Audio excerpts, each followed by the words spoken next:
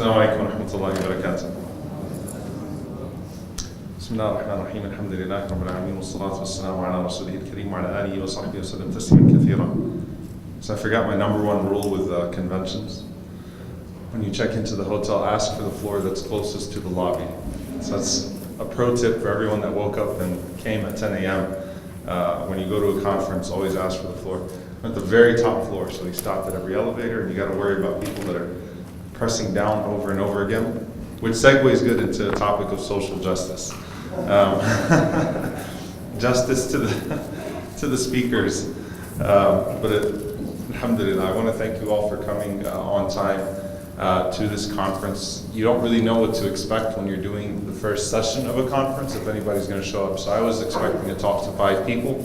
So alhamdulillah, this is a good opportunity to actually have a fruitful discussion with a group of motivated individuals. I want to thank you on behalf of the Yaqeen Institute for being here. I want to thank everyone, all the fellows and all the volunteers, and Ali, who you just heard his marriage story,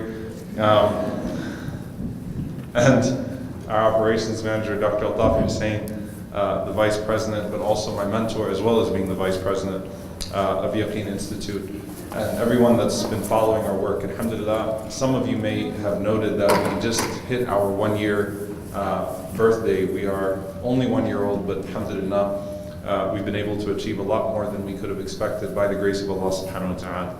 So, a quick show of hands, how many of you have followed in some capacity the 40 hadiths on social justice? Not many of you. So, this was a class, one of the first classes, actually the first class that I've actually taught on a weekly basis with Yaqeen Institute is a 40 hadith on social justice. And just to let you all know, we're at hadith 25 now, so you still have time to attend the rest of it, inshallah. It should end the week of Ramadan. So it's every Tuesday night. We have a break right now until mid-January, but we're covering a hadith every week and then extrapolating from that hadith lessons on Islam's unique social justice paradigm. Now, the reason why I chose to do this class, and at the end, inshallah, it's going to be compiled into a book format, so there will be additional notes, and it will be made accessible in book format. There are already professional notes that are taken every single week. So if you've missed the first 24, then just read the notes if you don't feel like listening to the lecture. But the idea was based on a foundational principle that we believe that Islam provides unique paradigms to deal with social injustices and inequities. That our religion is not just another religion that will throw in some languaging to already existing paradigms, but actually has unique paradigms and unique solutions to the problems that we face in the arena of social justice.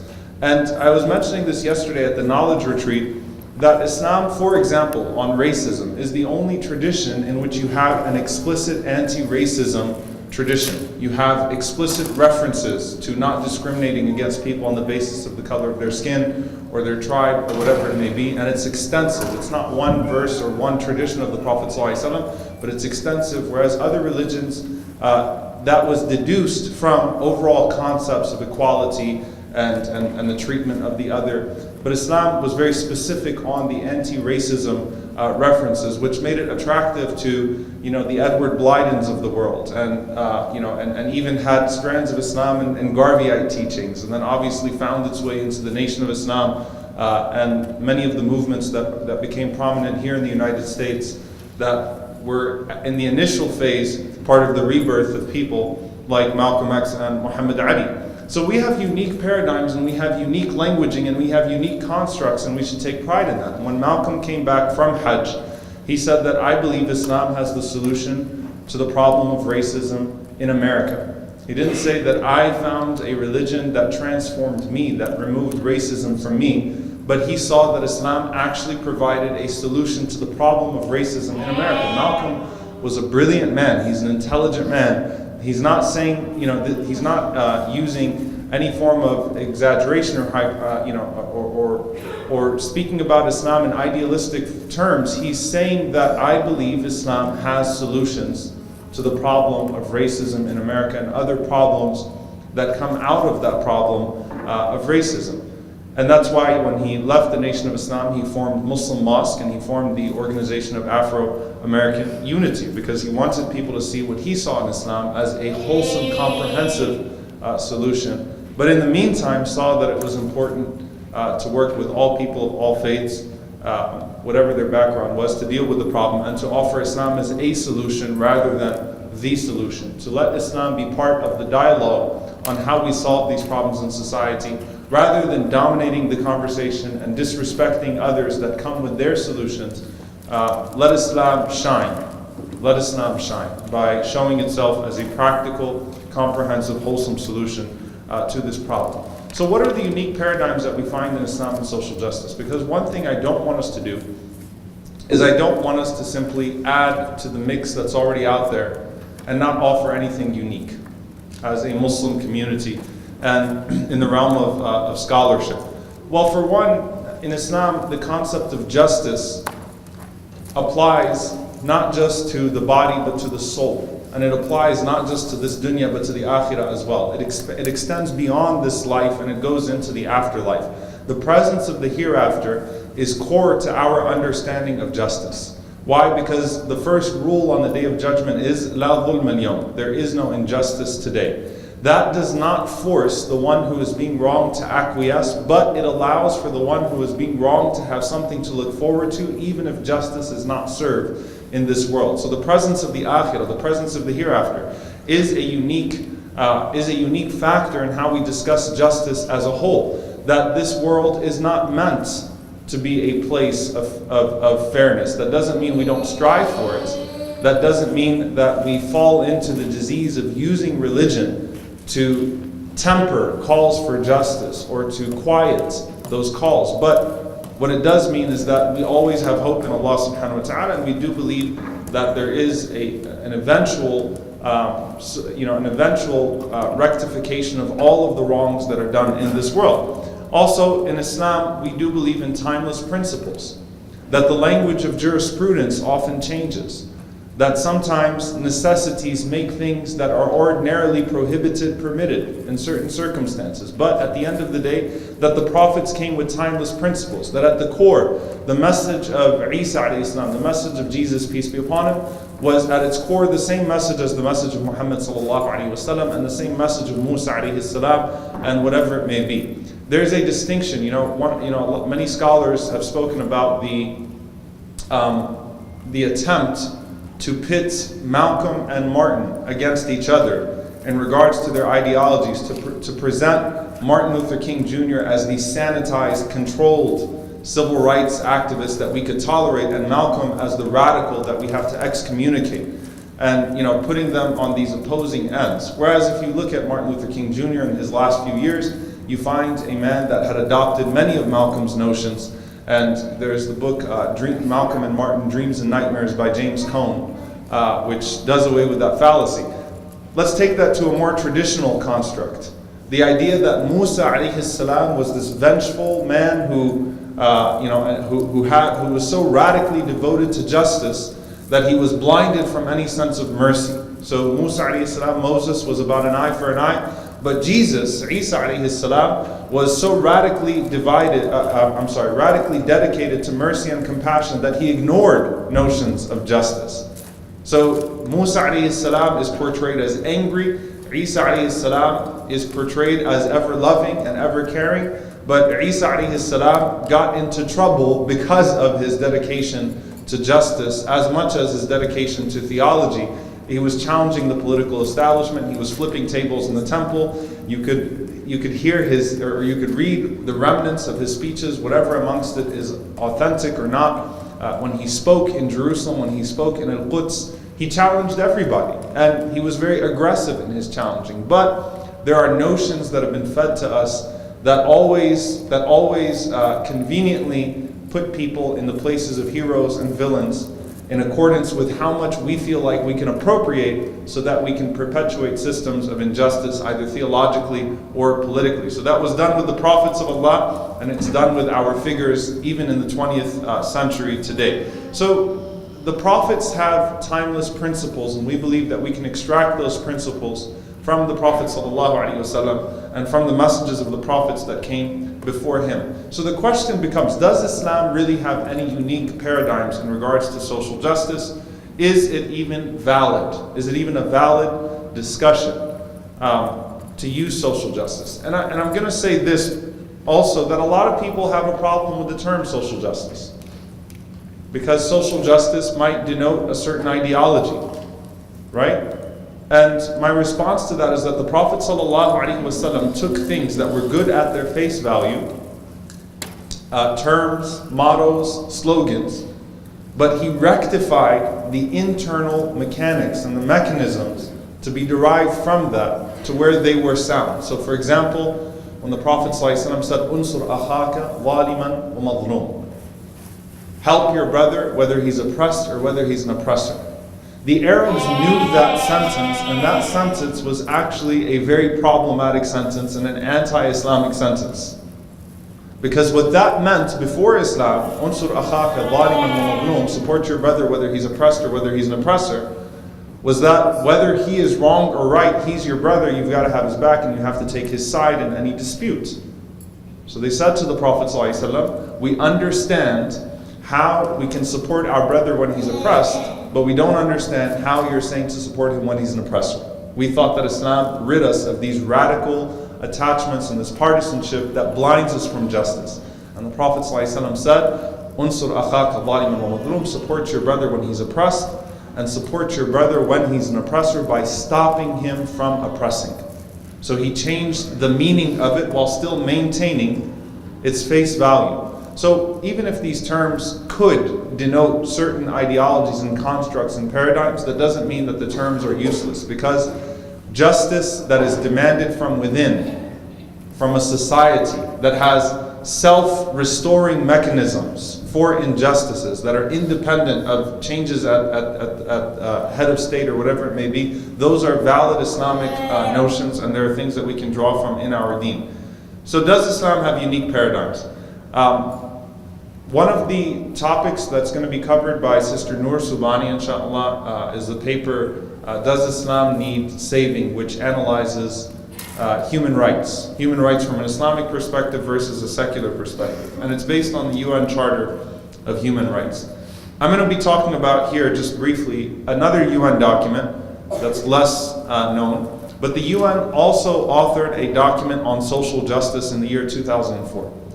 So it was actually titled Social Justice in an Open World, the Role of the United Nations. Social Justice in an Open World, the Role of the United Nations. And from the introduction, it was very clear that what was most dominant in the discussion of social justice was economic injustice. Now, is there any deen, any religion in the world as strict on economic transaction as the religion of Islam? No. And Islam rooted all of its prohibitions and permissions in economic transaction in the concept of justice. So when usury, riba, is discussed and its prohibition, it's because of the injustice, the inherent injustice of riba, of gharar, which is an overuse of speculation used to exploit people, which is used usually in insurance contracts and things of that sort. So the strictness of Islam on the soundness of an economic transaction is always rooted in a sense of justice. Not man ghasha falaysa minna, whoever deceives is not from amongst us. That if you're selling a product, you don't put the rotten part in a way that it's hidden, and only put the useful looking part of the grain. That you should always disclose what the flaws of your product are, so that you're not wronging the person that you're selling to. That you don't make false oaths when you're buying and selling. Most of Islam's discussion on adl in our day-to-day, on justice in our day-to-day, also deals with economics. So I'm going to read to you the first couple of paragraphs. It's literally the introduction of the UN's document on social justice. It says, "The rise in inequality in the distribution of income among people is well documented and displays the characteristics of a trend having affected large numbers of countries, from the poorest to the most affluent, during the past 2 decades.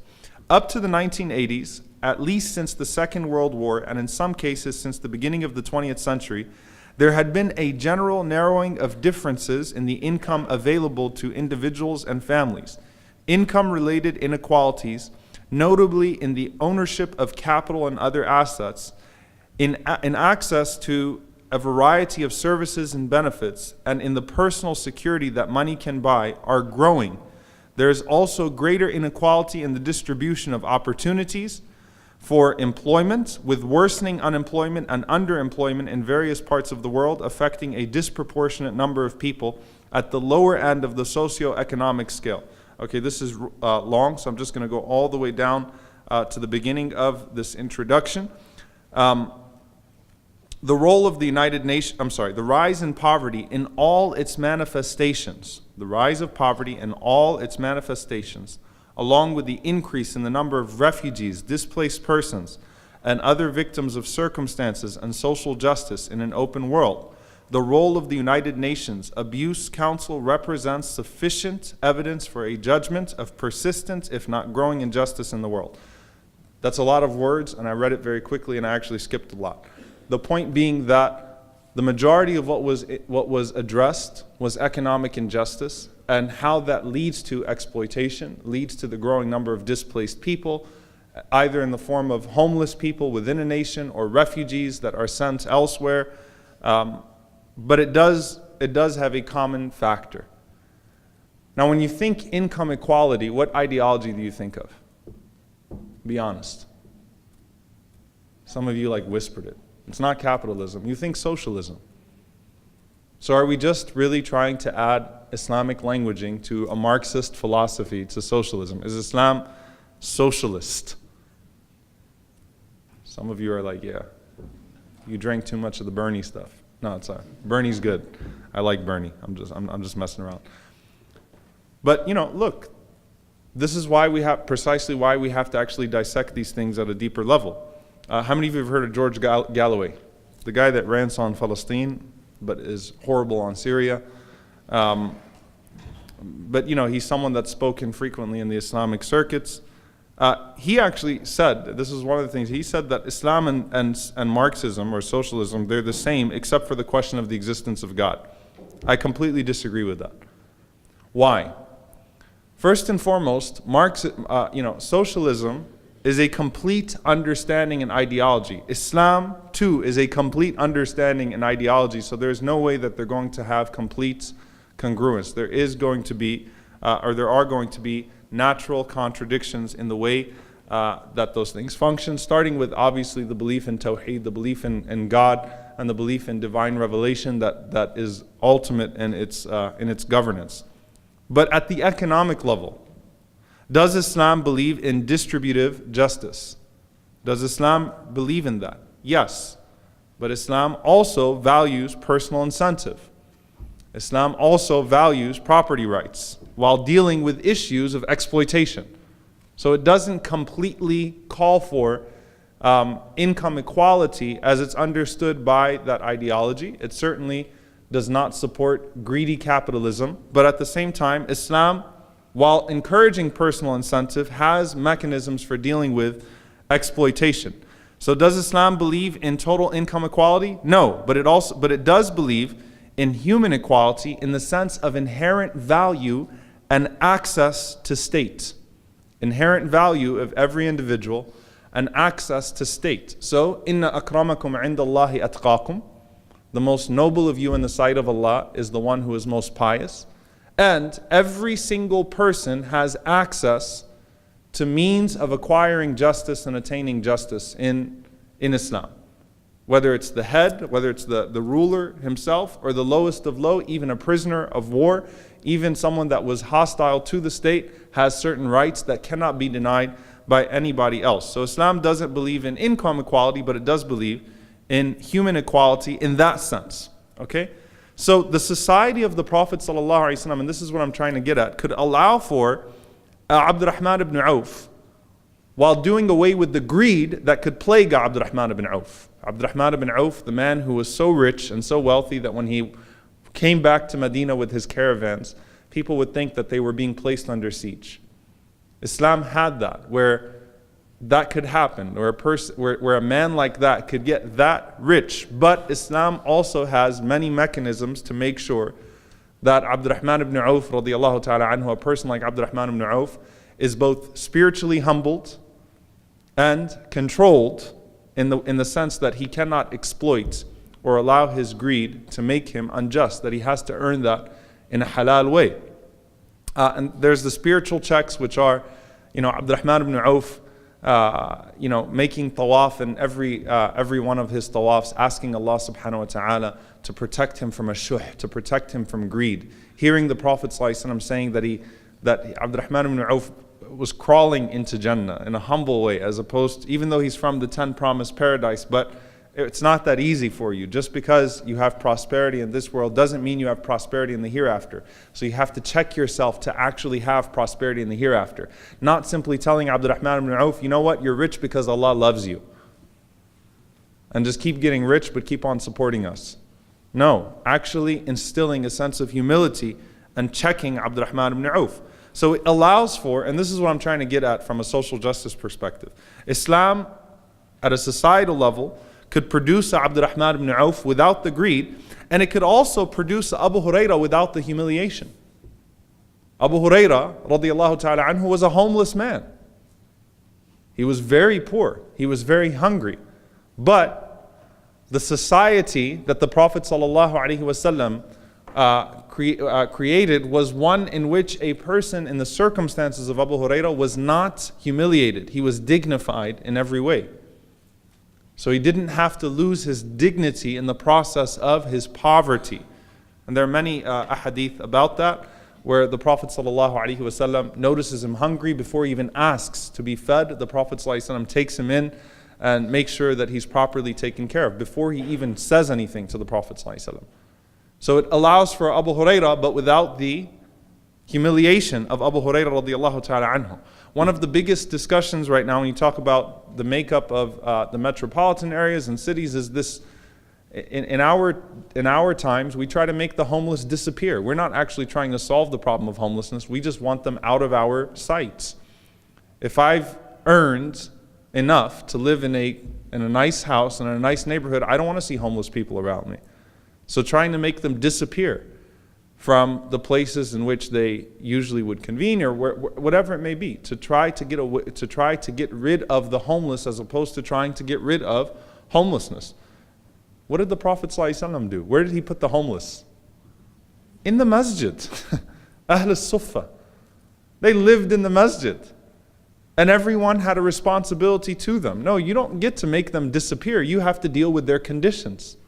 So it was not this rosy, idealistic notion of income equality, but you are responsible for those people and they're treated with dignity, and we're not going to make them disappear. We're going to try to make their conditions disappear. So guess what? Abu Hurairah radiallahu ta'ala anhu, he made it. And eventually all of those people from Ahl al-Suffah, they made it. They had their own homes, they moved on, and their dignity was never compromised in the process of their homelessness, because some of them became the greatest scholars of Islam while they were still Ahl al-Suffah, and respected and honored and noble people. So the Prophet ﷺ gave us mechanisms to deal with the exploitation, to deal with the lack of dignity, to put checks at a very practical level, obligations on the rich. SubhanAllah, you think about the tax scam right now. I mean, seriously, think about it. These are very relevant notions and relevant concepts in terms of access. Both the ruler and the ruled are accountable and answerable to one higher power. The story of Ali radiallahu ta'ala anhu and his shield. Ali radiallahu ta'ala anhu, while he's the Khalifa, his shield was missing. So he lost his shield, and then he found it with a Christian man under his rule. There was a Christian man walking around with a shield. He said, "That's my shield." He said, "No, it's not."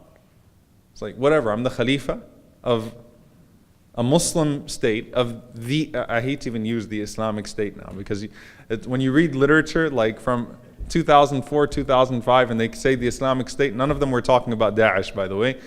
But what they meant was that Islamic state, the real Islamic, put the Islamic back into the Islamic state, right? So Ali radiallahu anhu saw this man with the shield. He said, "That's my shield." The guy said, "No, it's not." I mean, this guy is not Muslim. He's dealing with the most powerful man in the state. Ali radiallahu anhu says, I'm going to report you to the judge. So he goes to Shuraih al-Qadi, a judge who's not a companion. So there's status also in regards to the spiritual status that's been given, or the elevation that's been given to the Sahaba, the nobility of the companions. Shuraih is not a companion. Ali radiallahu anhu is of the greatest companions. Of the greatest companions. And he's from the family of the Prophet ﷺ. I mean, the distinctions are all there. And Shuraih says, okay, well, what's your evidence that it's your shield? He said, I've got my son and I've got my servant, and they could both testify that that's my shield. He says, as for your son, he's biased because he's your son. I can't take his testimony. He said, he's Al-Hasan. He said, Ali radiallahu anhu argued. He said, Allahu Akbar. He said, you're not going to take the testimony of a man that the Prophet ﷺ shahida lahu bil Jannah. The Prophet ﷺ called him a master of the people of Jannah. You're not going to take his testimony? He said, he's your son. I can't take his testimony. He said, as for your servant, well, maybe he's just doing it out of fear. Maybe he'll testify out of being forced. So Ali radiallahu ta'ala anhu just says, he argued his case, then he gave up, and he was walking away. And the Christian man is like, what just happened here? This is incredible. And subhanAllah, he did take shahada, and he handed him back the shield and told him when he stole the shield that during the battle of Siffin, he was able to take it from Ali radiallahu anhu's possessions. And he said, this is the akhlaq, these are the morals of the prophets. He was a Christian man. He said this represents what Christianity was supposed to be. It's being practiced. The message, the values of Christ are being practiced here. And so he took shahada, and Ali radiallahu anhu gifted him the shield. He gave it back to him and told him it's yours as a gift. The point being is that everyone, the ruler and the ruled, are accountable to a higher power. And this is something that's found constantly in our Islamic discourse. Okay, what are some of the other things? Well, the role of stability, choosing the lesser of the two evils, that is present in our deen. We don't just invoke chaos for the sake of chaos. Stability is a factor. So choosing the lesser of the two evils, that doesn't mean you give up the cause of justice, but you don't harm the cause of justice by causing more chaos in prematurely seeking it out, or doing so in an ill-equipped or ill-mannered fashion. So al-munkar la yughayyar bi munkar. The cause of justice does not become supreme to all circumstances, even though it is never neglected. Religion is not a tool of the state, but religion is a tool to check the state. This is something that Dr. Jasir Auda talked about a little bit yesterday. I missed his session, but he did talk about it in the Q&A at least, from what I heard. The idea that deen was something, religion was used to check the rulers. It's not used to be appropriated by the rulers, or it's not meant to be appropriated by the ruler to subject those that are ruled to certain things. There are questions of modesty and questions of protecting privacy that are unique to the Islamic tradition. We shouldn't shy away from them. There are questions of systemic inequalities that make otherwise just punishments unjust. Okay, otherwise just punishments unjust. And these are things that we find within our tradition. So Bani Israel and their application of hudud, their application of criminal law. The Prophet ﷺ mentioned that they would only exact it on the poor and those that were downtrodden, but when it came to the elite and when it came to the rich, they always were excused.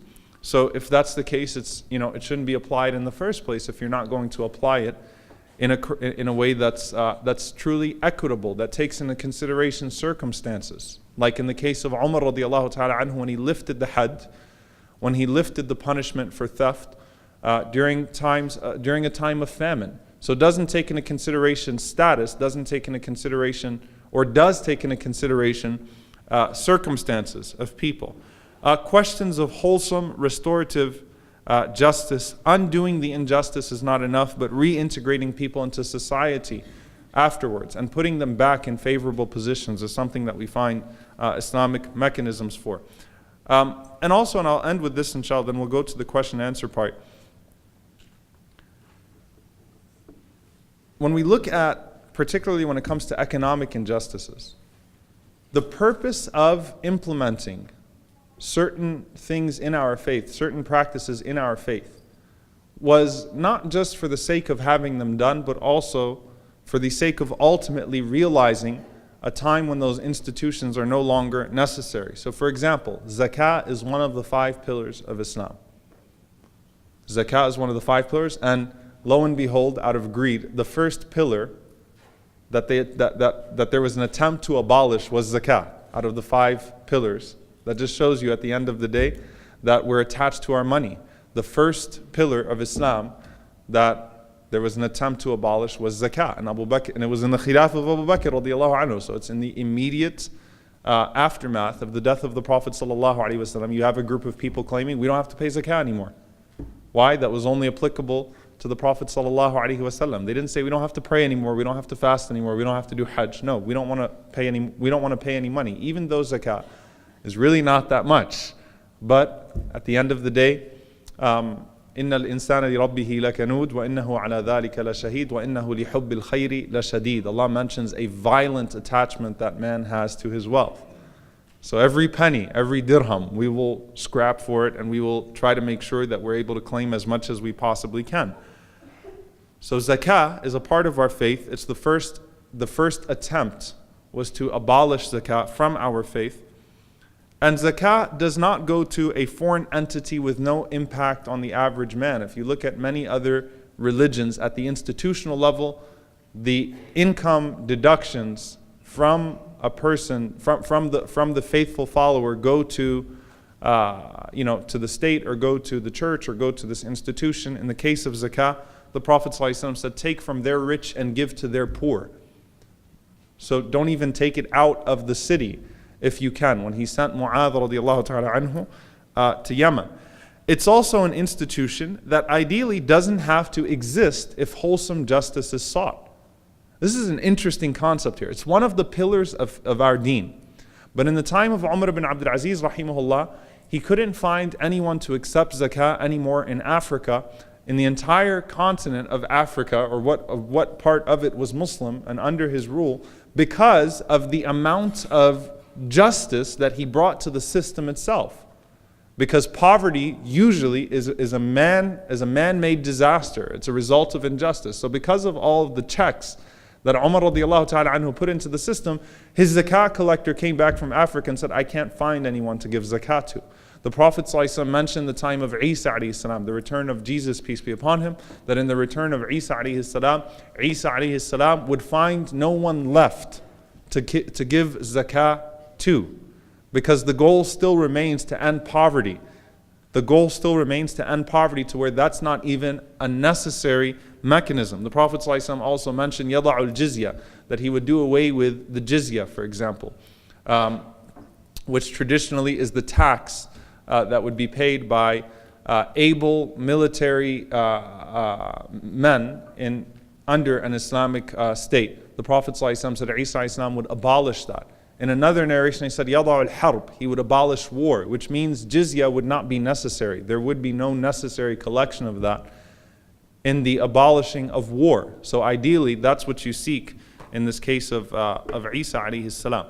So the point being here is that Islam, does obviously offer unique paradigms and constructs. Some of them make assumptions that there's the presence of a state, which has been the case throughout our history until recent history. That's why you have in fiqh, ahkam al-sultaniyya, the rulings that are determined at the state level. But at the same time, we can develop our paradigms in a way, or we can develop on these paradigms that have been given to us in a way that we can start to really deal with the social ills that we have in our own society. And that's the attempt, inshallah ta'ala, that we're making in this class, 40 hadith on social justice. So make dua for its success. I hope that there was something of benefit in what I shared today. May Allah subhanahu wa ta'ala accept if there was, and may Allah forgive me for any shortcomings. Allahumma ameen. Jazakumullahu khairan. Wassalamu alaikum wa rahmatullahi wa barakatuh.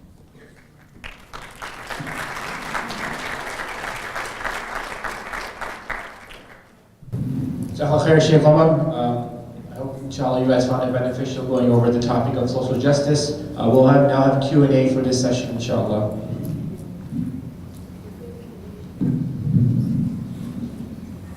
You mentioned the contradiction between Islam and Marxism. What about Islam and liberalism? Every ism has a contradiction with Islam at an ideological level, no matter what that ism is. So obviously there are going to be significant contradictions. And the way that those contradictions are negotiated is that with everything, we take the good and we leave the bad, and we try to offer confidently our own unique constructs and solutions, which is what this series is an attempt to do, inshallah ta'ala, hopefully much more. So I hope that answers that question.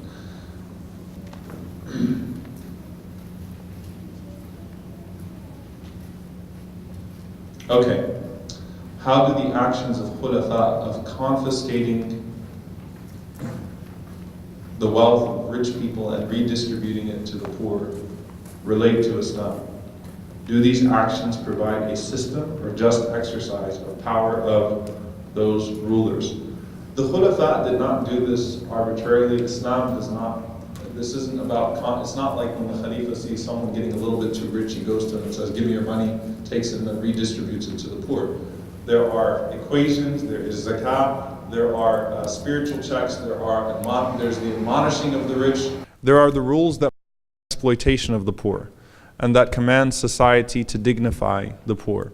So that was the point that I was trying to make in regards to the difference that the society of the Prophet ﷺ could give way to Abdurrahman ibn Auf and Abu Hurairah.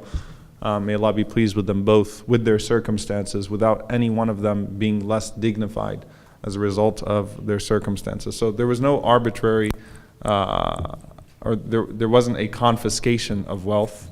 There is some level of redistribution, obviously, but not one that's unjust to a person who's earning in a halal way. There is personal incentive in Islam, and that's the point that I was making as well.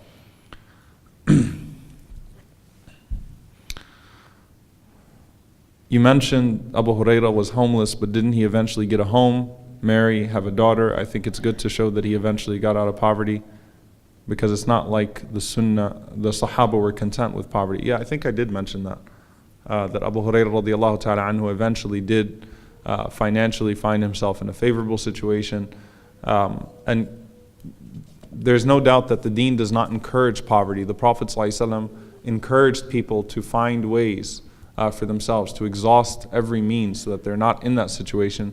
But at the same time, when it's forced poverty, either by society or state or circumstances, then there are the benefits of the person being in that state in regards to his maqam with Allah subhanahu wa ta'ala, and the injunctions to honor those people that's placed upon those that are in a more favorable situation. You spoke about masajid hosting the homeless in the Prophet's time. Today masjids turn away the homeless and have no budget to help the poor.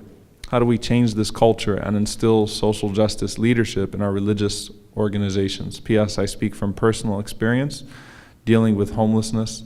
I'm a Muslim running a non-profit. I'll share with you all something, subhanAllah, that happened a couple of weeks ago. You know, right now is election season in masajid around the country, so you got all the board elections taking place in masjids around the country, so it's getting all, you got the campaigns going on, and you've got all the stuff happening, all the tensions rising in many masajids. So anytime I've been to a masjid in the last month, I've given a khutbah about unity and things of that, and ego. And then as soon as I finish the khutbah, without knowing anything about the masjid, the president of the masjid will get up and start talking about election committees and stuff like that. So it's just that season, right, of elections and masjids and stuff like that. And subhanAllah, one of the membership applications for the masjid was shown to me. And the first question was, do you have a criminal record? To become a member of the masjid. Not to become a board member. To become a member of the masjid. And I thought to myself, subhanAllah, by this measure, the greatest Muslim American to ever live would not be allowed to be a member of this masjid. Think about that. Okay? But now, most of the time, these things are just adopted from churches or other organizations, and they just kind of copy the bylaws and bring that all in, and then add some Quran and Sunnah in there to make it look more Islamic. But Think about how problematic that is. So when this is going to require a change of culture, which is rightfully said in the question. It's not just organizational, it's cultural. In Dallas, inshallah ta'ala, in the end of January, there's going to be a Count the Homeless activity, inshallah ta'ala, where we're getting 1,500 volunteers to go through all of Dallas, to do a sweep of Dallas, and to count, to document where the homeless are, to count them, and then to have a resource to follow up with all of them, inshallah ta'ala. I think it starts with exposing the community more to homelessness. Exposing it to homelessness, and then obviously injecting many of the things that were mentioned in this class and others about the importance of taking care of the homeless. So it does require a culture change. And I mentioned yesterday, Islam, as Muslims, as masajid, we also have to consider the sanctuary movement and whether we have a role to play in that as well. I think we've become so obsessed with building and constructing and embellishing our masajid that we've forgotten their purpose, and that has led to mass exclusion. Not mass like the organization, mass with 2 S's. All right, so that's a cultural shift as well. Can you elaborate on what was mentioned about rules related to privacy?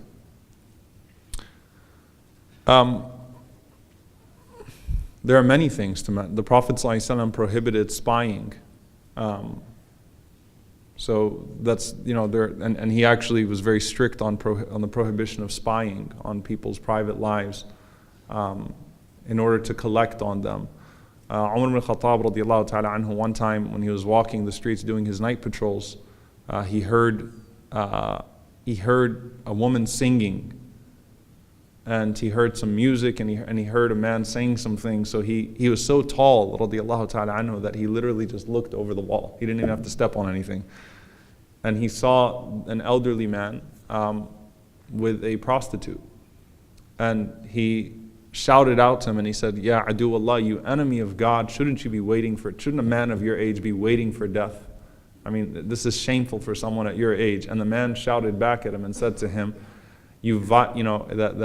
fear Allah, you violated my privacy and you didn't have the right to look over my wall. Umar radiallahu ta'ala anhu literally walked away, started crying, didn't do anything about it. He saw him sometime after, and he went up to him and he whispered in his ear and he said, I just wanted you to know I never told anyone about what I saw that night. He said, Abdullah bin Mas'ud was with me that day and I didn't tell him what I saw that night. And the man told Umar radiallahu ta'ala anhu, he said, I want you to know that I never returned to those sins after that night. I never returned to any of those sins after that night. And Umar radiallahu anhu shouted, Allahu Akbar, in his loud voice. And everyone kind of looked at him funny and didn't know why he just shouted Allahu Akbar. And he didn't say why. And subhanAllah was the man that later on shared that experience with Umar radiallahu ta'ala anhu. So these also come into our notions of justice and protection of privacy and modesty and things of that sort. So they are unique, certainly, to Islam, and we should draw upon them, inshallah, as much as we can.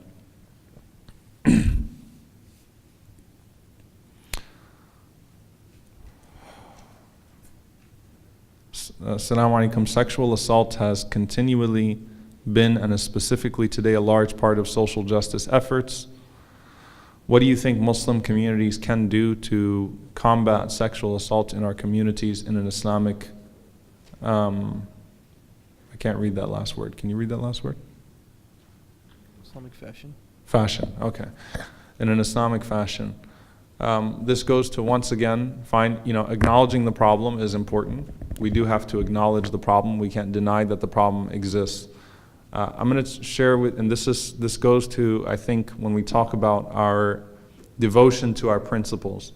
Too often as Muslims, as Muslim communities, we are so invested in changing the narrative that we neglect actually changing ourselves. So we're so afraid of being embarrassed as a community that instead of dealing with our problems, we just try to cover them up and hope that it doesn't give more ammunition to Islamophobes. This is our communities have problems that are similar to other communities. We're not unique in either not having those problems at all or in having them in greater proportion. We have them in the same proportion that other communities do, and they need to be dealt with at an institutional level. So yes, we acknowledge the problem, and we have to come up with an organizational approach to dealing with them, so that that type of behavior is not allowed to thrive in our Muslim communities in a cover-up culture.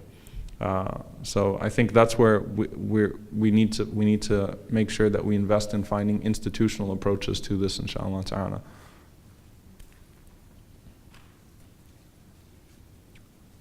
I don't know if you use if this is the same person who asked this question.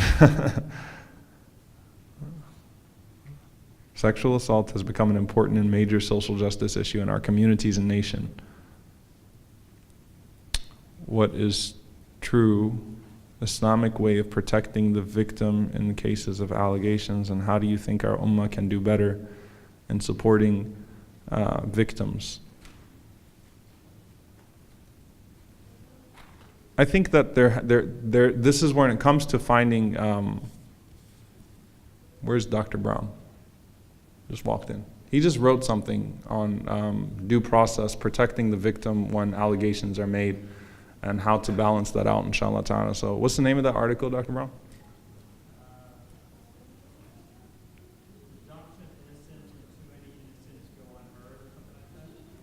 It's a cool title. Presumption of innocence when too many innocents go unheard. So balancing out the two is important. I don't think they're mutually exclusive. So that's the point. I don't think that they're mutually exclusive.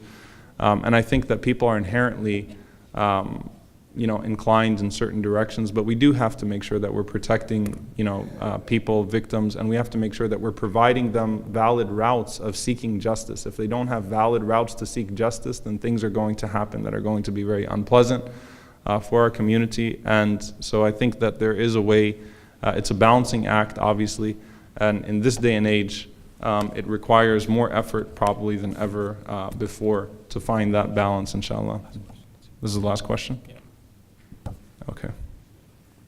All right, how do we implement these social justice methods in a non-Muslim country or under a leader with a leader who is against Islam in general, especially when this injustice is targeted towards Muslims? This is the hadith of the Prophet ﷺ. مَنْ رَأَى مِنْكُمْ مُنْكَرْ فَلْيُغَيِّرْهُ بِيَدِهِ. Whoever amongst you sees an evil, he should change it with his hand. If he can't change it with his hand, let him speak against it. And if he can't say anything, then let him hate it in his heart, and that's the weakest of iman. Just because it's not a quote-unquote Islamic state doesn't mean that we get to walk away from all of the values that inform a society from an Islamic perspective. We are still obligated to do what's in our capacity, inshallah ta'ala, and to try to solve these problems and to offer Islamic solutions while being amongst the people and feeling their pain and doing what the Prophet ﷺ did for the first 40 years of his life before he even started calling to Islam, which is striving with the people to find solutions to their problems and combating it with everything that was at his disposal, alayhi salatu wassalam, and then divine revelation giving direction and guidance in how to do away with those ills in the dunyawi sense, in the worldly sense, as well as in the sense of the hereafter. Wallahu a'lam, jazakumullahu khairan. Those of you that are here today, we have an incredible conference. Are you going to talk about this? Or was I going to talk about it? Are you ready to talk about it? You can talk about it. You talk about it, it's okay. I'm going to hand it over to Ali, inshallah. But please make sure that you try to attend all the sessions that we have today. I want to thank you all for making it out. Alhamdulillah. We have a full program of different subjects that are going to be covered with wonderful speakers that are going to be presenting, inshallah. So please make sure you make an attempt to attend the entire conference, and just hold off as Ali talks about our first journal. Assalamu alaikum, everyone. Thank you very much for attending. Inshallah, we're going to start our next session in 10 minutes on repentance in Islam, Tawbah, Cornerstone of Faith by Ustaz Ruhi Tahir, who's one of the fellows at Yaqeen Institute. I wanted to quickly mention and talk about our first journal that we just launched, our first edition journal for Yaqeen Institute. We have about 8 or so research publications. It's our first year anniversary. We've accomplished more than we can expect it due to the fadl of Allah subhanahu wa ta'ala. Inshallah, throughout the day we'll be selling this journal for $20. This is our first editions. What's different from this than what we have online, which is all of our access is, alhamdulillah, free. We keep it available as a resource and a tool for all the activists and leaders of our community and general community at large. But as you can see through the journal, and you guys can come take a look. I'll be selling that as well. But if you want to just see what material we're writing, you'll see that we have topics such as playing the taqiyya card, modern pathways to doubt in Islam, anti-Semitic genocide in Muslim scripture, stoning and hand cutting, overcoming pessimism with faith, and an array of other topics. And we've included infographics and different deliverables in these journals. I'll try to pull up one so you guys can see, to make the content more digestible and also enhance the quality of this journal. So if you come take a look, inshallah, I'll be selling it throughout the day, but come see what Yaqeen is up to and how we're trying to produce quality free research for our community. So if you have any questions, I'll be around all day, and inshallah we'll have our 10-minute break and we'll resume at 11:10 inshallah. Assalamu alaikum wa rahmatullah.